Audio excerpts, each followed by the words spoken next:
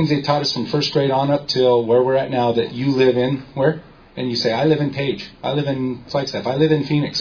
The judge just heard you say, I'm dead. I don't have anything to do with this and I can't speak. That's why you have to have an attorney speak for you, because you're dead. You're a corporation. You're a corp.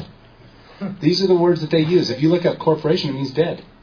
Something dead. Corpse. Comes from the word corpse. You guys, come on, man. These are just words. We can do this. Okay, the Postal Service cannot discriminate against the non-use of the zip code. See Postal Reorganization Act, Public Law 91-375. That's about the fifth bullet down. In 1997, I attended a seminar on state citizenship and traffic issues. A page in the seminar handout titled "The Patriot Zip Code Invokes Federal Jurisdiction." They had this to say, and I'm not including material already covered in above. That's really a heavy thing right there, because a lot of the patriot people understand this. Now, I'm not saying I'm a patriot, and I'm not saying I'm not. What I'm saying is, give to Caesar what's Caesar's. And when you understand who Caesar is, it's really a cool thing. Okay, raise this up some more. I got to show you what, this is the coolest thing I've seen in a long time that I found. Keep going on up. State abbreviations. Okay, right there. Remember the claim above that said the Pennsylvania Commonwealth is one of the several states, and the Commonwealth of Pennsylvania is also known as PA? Is a subdivision of the District of Columbia. If you accept postal matter sent to PA and or with a zip code, the courts say that this is evidence that you are a federal citizen or a resident. Now, one of the tricks of the trade is they don't have to tell you why you're in dishonor when you come to court. And they have to get your consent. And they have to get your consent several different ways. This is one of them. So if you respond to the court with a zip code, or you tell the judge that you're in a zip code when you tell him your name and address, you are done. Okay? So, now here's the cool thing. This was in the document from 1998. 4th edition, 1968 is also some great stuff. But if you look at the state name Alabama, the U.S. Postal Service says that they're not yet a state. Alaska is not yet a state. It's spelled out Alaska. Arizona is not yet a state. Now let's look at the states that are states. Raise that up a little higher. Connecticut, Delaware, Georgia. The 13 colonies? The 13 states. Wow, the several states. Do you see how deep they've buried all this stuff from us? And all we got to do is read. All this stuff is on the internet. They have to give you notice. The cool part is that they give us notice in movies. I mean, they gave us notice with The Wizard of Oz. They gave us notice with The Matrix. All these things are for us to understand that we can participate in the act, or we can decide not to play in the act.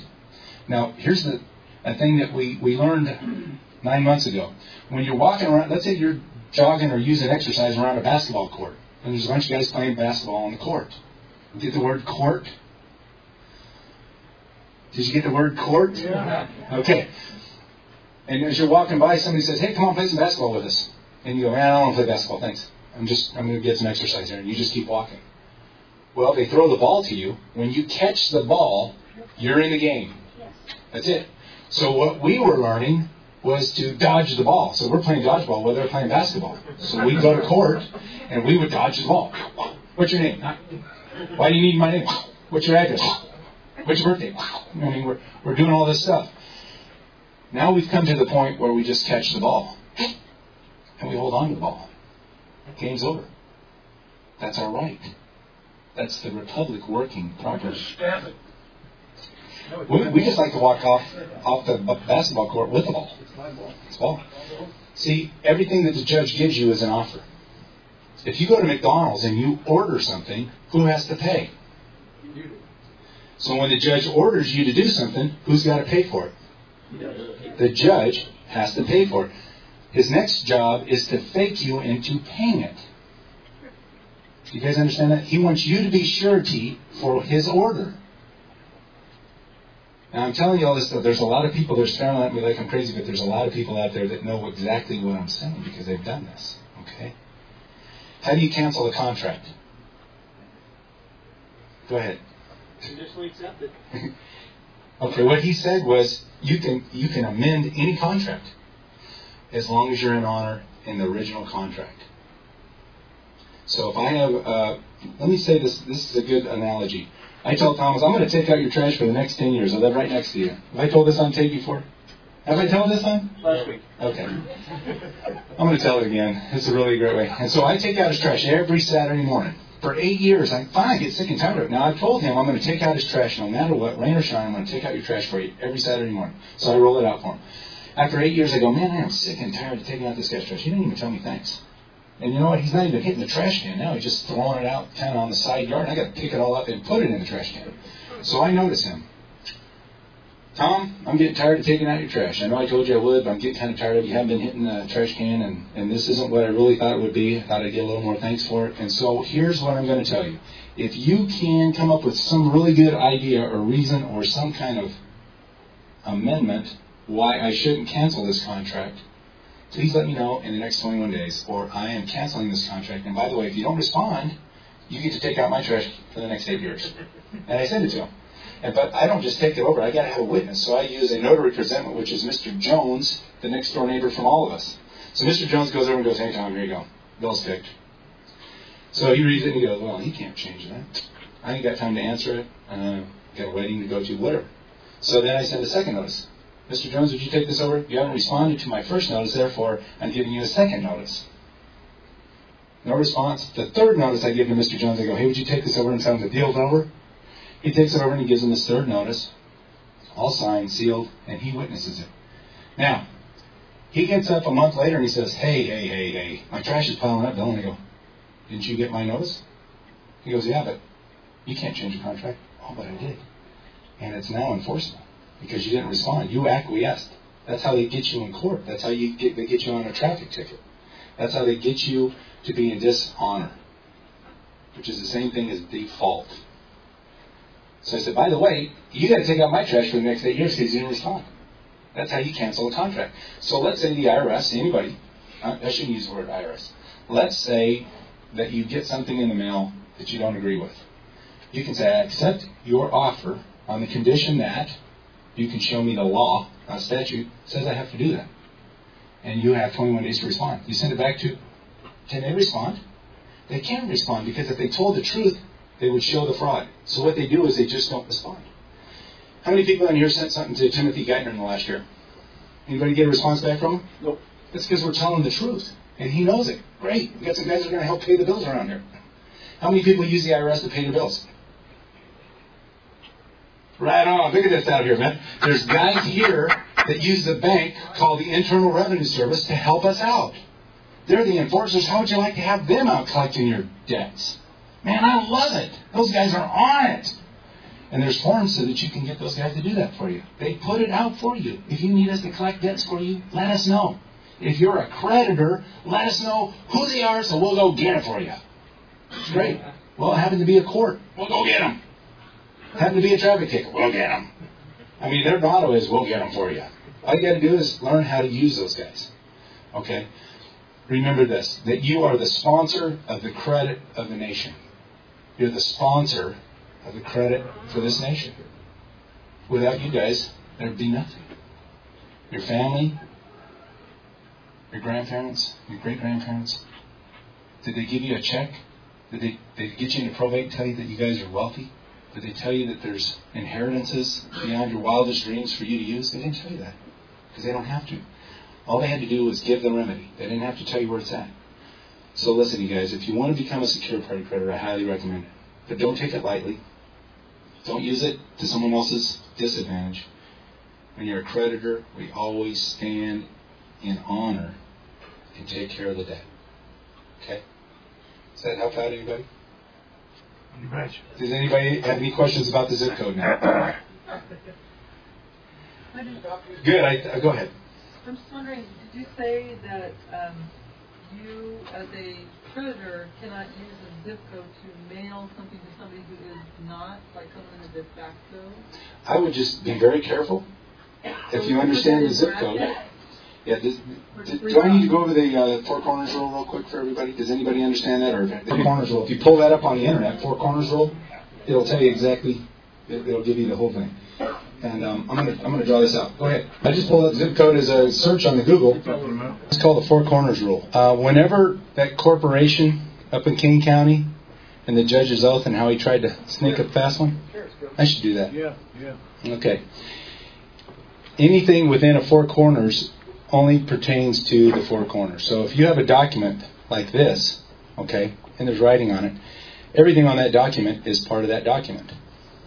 If you use a square box like this with your typewriter and you put in your zip code like this, that means it's not part of the document. They can't see it. The judge can't see it. Anybody else can't see it. When you make a payment on your credit card, and let's use this as a return voucher, there's 4 boxes, and there's a period here, and then there's 2 more boxes here. Yeah. Okay? I'm going to give you a little clue what's going on. When you put anything in here, $1,141.16, and you send it to them, they don't recognize that. They adjust your account, but that didn't go anywhere except into their pocket. They've got a secret, it's called a secret account, and they deposit that into a special account with your name on it. After 3.5 years, and I don't know why it's 3.5, but after 3.5 years, they notify the IRS that you've abandoned your money. Can we keep it? And the IRS says, absolutely. Just send us our cut. Anything in a box doesn't apply to the contract. Okay? So if you get a traffic ticket from a highway patrolman and you want to be nice, put a box around it and sign your name in it. When it gets to the judge, he's got real problems because there's no signature on it. Okay? Say that again. Put a box around your name when you sign it. Put the box first. Box off the contract. See, that's a contract. When you sign a ticket, it's got the officer's name on it, it's got your name on it, it's got the terms of the contract on there. Okay. You're to show up in court and pay the bill. That's what the contract is. So if you put a box around your signature area and you sign it, your signature isn't on that document. Now, if you know how to defend that when you get to court, that's a great thing. If you don't know how to defend it, you get there and you think the judge is going to throw it out, he's going to come around on the backside and get you for something else like a zip code or a birth date. I don't want to get anybody in trouble here, because I will tell you this, if you learn just enough to get yourself in trouble, you're going to spend 5 days in a county jail like I did. I wrote a song, it's called Spent 5 Days in a County Jail because I told the judge to go to... All right. So this is the 4 corners rule. Now, I'm gonna make this another box right here. Now let's do this. This is what the judge's oath. He sent me his oath of office, and this is what it looked like. And it said, right here, it said oath, and then it said his name, and it said, I swear to uphold the Constitution, and and all the other stuff that they say. And then it had his signature here, and then it had, I think it was the clerk of the court's signature right here. And there was an area here that was supposed to have a seal in it, because a seal would have validated that oath. But what they did is they took a seal and stamped it over here, and then it said justice or something, seal, and it said Utah, like this. And then down here at the bottom, it said this is a true and certified copy, and where it said certified copy, and then it was signed. And the lady that's supposed to sign this from the from the county recorder's office, she signed, when they made this copy, they made the copy so her signature was off of the page. It wasn't even on the page. Now here's the cool part. There's 2 contracts there. She's certifying this right here, even if her name was up here, she's certifying that everything here is true and correct. She's not certifying anything about this because it's in a box. This is a separate contract. So this oath, where the seal was, it was gone. So what this oath is saying is that this guy committed perjury along with this guy to say he was upholding some constitution. We don't know which one, because it didn't say the Constitution for the United States, it said the Constitution. And then he sent it to me through the mail, which is mail fraud. And then he threw me in jail for 5 days because I pointed that out to him. And I entered it into the record when I got to the court. I entered in 8 documents. She comes back and she says 25 cents a copy. She says that'll be $1.75. I'm not a mathematician, but I knew it was going to be $2. So I said, well, that's a deal. So I started looking through my documents, and the oath of office was gone. Monty, were you with me? I was there. Yes, sir. The document was gone, wasn't it? Gone. And I said, where's the oath of office that was here? And she goes, I didn't see no oath of office. I said, yeah, the one that the judge sent me. It was in that pile of paperwork that you're supposed to copy, stamp, and seal, and give back to me as information in the record. She goes, sir, you only gave me 7 documents. I said, well, that's okay. I've got an extra one right here.